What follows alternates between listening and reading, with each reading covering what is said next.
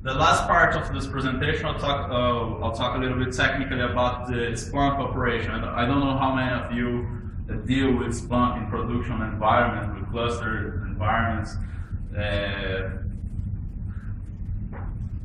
Okay. As I said, we had Splunk there in our production environment. We started to use it, but it was a very, how may I say, naive architecture.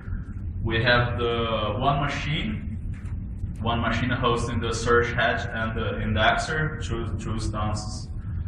It's the same instance, but it was acting as the search head and the indexer on machine. And we have another paired machine mounted by an ordinary NFS mount. And we simply split the data. As many of you know, Splunk splits the data by temperature. You have the hot, the warm, the cold, and the freeze in separated directories. So we just have mounted the freeze, probably the cold and the freeze directories on a different machine. That's our architecture. We started to use as a monitor tool. Splunk becomes important, becomes, hey, this is a non-stop thing. People started to, hey, Splunk's not working. No, Splunk cannot stop working. It's more important than the product itself.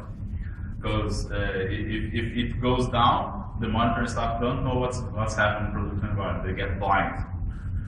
And all the information data was being forwarded to that machine. So we have access here of the web interface for the search interface, and the incoming TCP data was this machine. I mean, if this machine goes down, everything is lost. We don't have access to previous data, and we start to lose all new data. So, hey, we gotta fix that. But hey, I'm new in Splunk. I don't have an idea how to install, how to clusterize, how license works.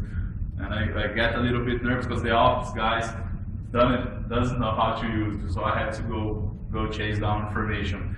And that's, I had to thank the Splunk Latin American team. They're not here. They helped me a lot with information, with drawing the better architecture. How can I do a better architecture with this? And then we exited from this scenario that we have two servers with one Splunk instance to a clusterized environment. That's a good one because last year I was here at Splunk Conf 2012 and saw that high availability presentation. The presenter was showing, hey, if you do this, you have this problem, then you fix that and you have those problems. He's showing problems too, he gets to the ideal scenario, and that's exactly one that we did. So I get very happy when I see the presentation, okay, we're fine.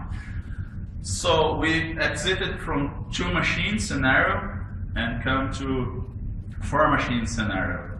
And how we made that moves in production, what Splunk offered to us.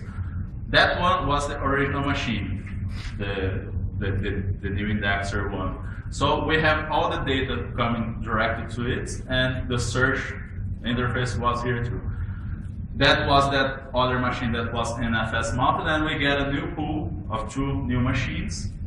These one have the high I/O outputs, and those one are just for the search head servers. So these one are lower storage performance. That ones are the huge ones.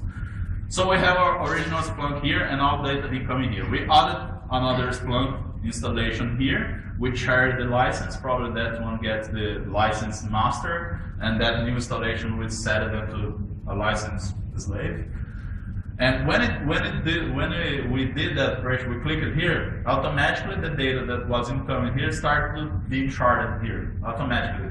That was great because it's totally transparent. We just added another indexer, and the data was available in the search here transparently, and it starts to get sharded here without any maneuver.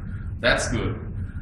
The second move we made, we added those 2 machines on the Splunk cluster. Same thing. I don't know. I think these ones don't need license because they're not indexers. But we tell them, hey, the data is in this cluster, and again, automatically accessing this machine, we have access to the data that was indexed here. But yet, we didn't move the clients. All the data was coming here, and all the web access was being done here. The third move we did, we added TCP service load balancers here for the incoming data, and here for the web access. It's a proper tool. We didn't use Splunk for with our set of solutions. So we have a new IP address here and a new IP address here. And we made this balance here. So we started switching all the applications that the IP that was sending information direct to this machine to this IP address. So as the information was already sharded between these two servers, when we switched the IPs, again, it was seamless. The data automatically started to be shared. So it's a maneuver we could do without planning. Switch this, switch that, to switch all the machines. And again, same thing. People were access the search head here. We started switch the IP address. I think here was a DNS maneuver. Hey, stop starting the search head here and start to use the TCP load balancer. And as it was balanced here, again, seamlessly. So we have this great scenario. Now we have two machines here. If one of these goes down, the data still comes in because this load balancer will throw the data onto the machine that's still working. And you don't lose data when this indexer comes back. Of course, if we don't have a crash on the storage. We have backups here too. I don't know what backup solution we have backups here. And we have availability here, high availability here, and high availability here. Because if one of these machines goes down, the load balancer does the same service. So we exited from this naive scenario where anything goes wrong. Okay. Were you mirroring the data, or were you just shard? This one wasn't Splunk 5 yet. It's Splunk 4. I don't know, because I'm not working anymore with PagSeguro. I'm working on another project. I don't know if the office team is planning or if they already upgraded to Splunk 5. But how we already had a hot backup solution here, we doesn't need to mirroring. At least at this time, we doesn't need mirror because we have backup solutions, proper backup solutions here. So we have a kind of mirror. It's not the Splunk native one, but we have a kind of mirror.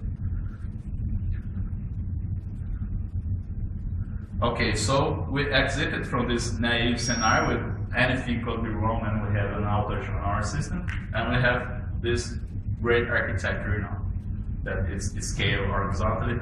Probably people are adding more machines here at the indexer at this time because this slide is a little bit old, 1 year old. Okay.